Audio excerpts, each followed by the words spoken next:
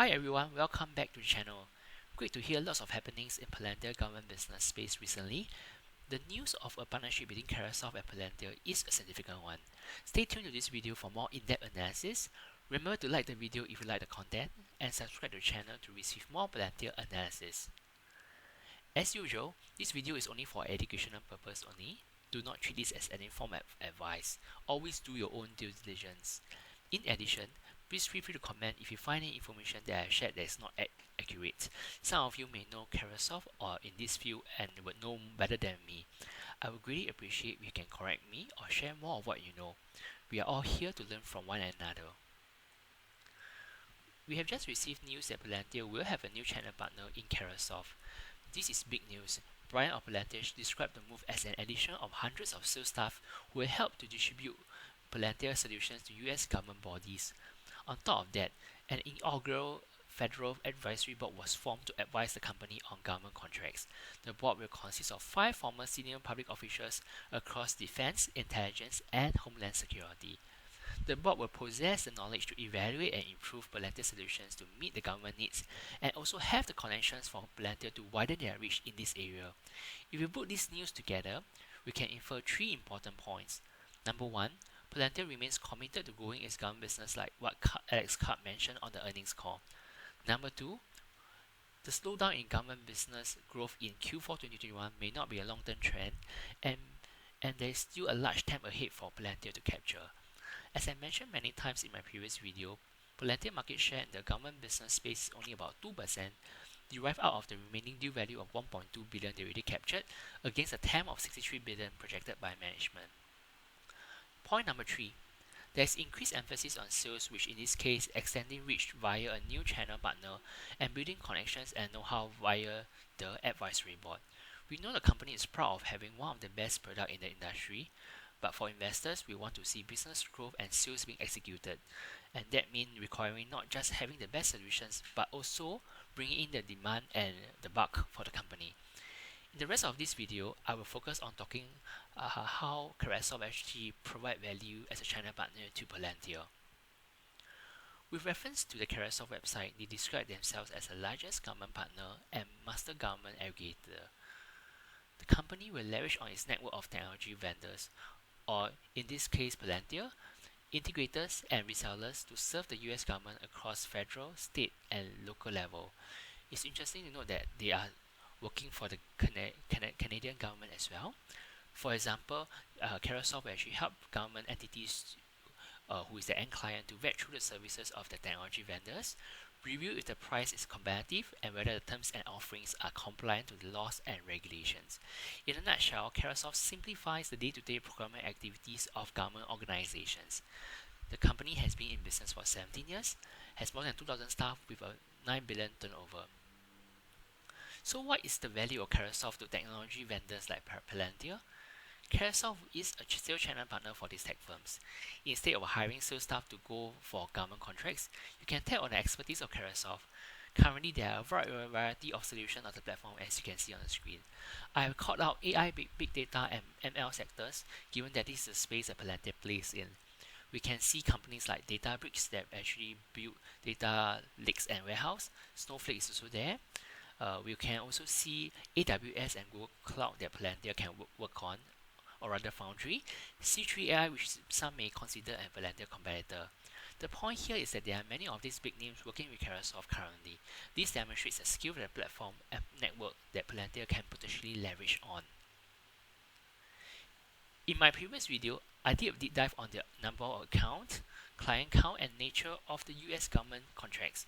I put the link in the description below if you are keen to check out. In that video, I mentioned that defense contracts account for 74% of the total US government contracts up to a value of 3.9 billion. Therefore, it is important that Palantir continues to work on maintaining its lead in the defense sector.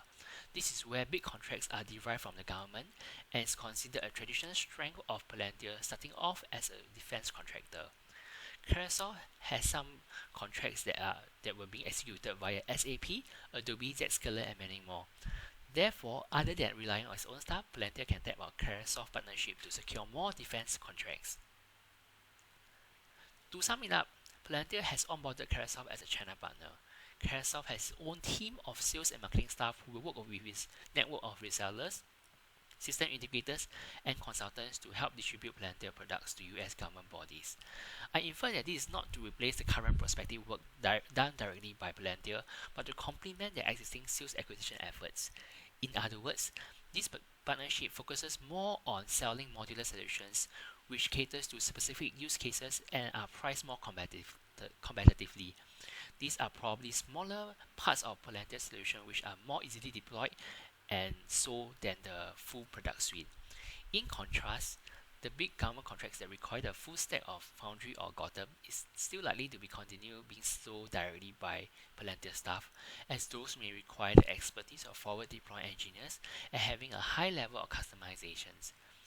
All in all, the incremental government space that Palantir hopes to tackle through the partnership are the smaller contracts derived out of selling the modules. Engaging a third party may be more efficient than doing the marketing and sales with his own staff if the solution sold is not as complicated and contract size is much smaller. What does the partnership really mean for Palantir? These developments are directly addressing concerns of the slowdown in government business growth that we have seen in 2021. The remaining new value of government business actually declined from 1.3 billion to 1.2 billion year on year from 2020 to 2021. While we knew from Q4 earnings that spending by existing government clients are growing well, new clients are needed to increase its total deal base and to continue the growth runway ahead. When we see government rolling out these new initiatives, we can see that they are acting on their commitment towards growing the government business on a long-term basis. More importantly, I see a fundamental shift in the mindset of driving business value here. Palantir had ruthless focus on product development, which is absolutely important, but it is timely now for them to capture business value by executing on their sales. The go-to-market strategy is key in driving sales growth. Breaking down the software into smaller parts, or you call modularization, will be a door opener to many new clients who are previously not willing to try out the full-fledged solution. These clients may only be looking to solve one problem and need a simpler product that specifically addresses that need. They may not know Palantir solution well enough, or being too risk-averse to try out the full suite at one go that is either too pricey and therefore hard to justify to management given the lack of knowledge. Or even if clients see the full value of Palantir, it may make these decision makers look like they did a bad job in choosing what they already have on hand. The gist is that modularization breaks down the initial for new clients to try out Palantir. If the product is truly great, these clients will naturally be inclined to upgrade themselves from modules to buying the full suite. Bringing these clients through the door is the most critical job now. Previously, I was wondering if modularization is important for the government business or just required for the commercial side. These moves suggest that the public sector may face the same inertia as private industries. The last point is Palantir does not have to do this alone.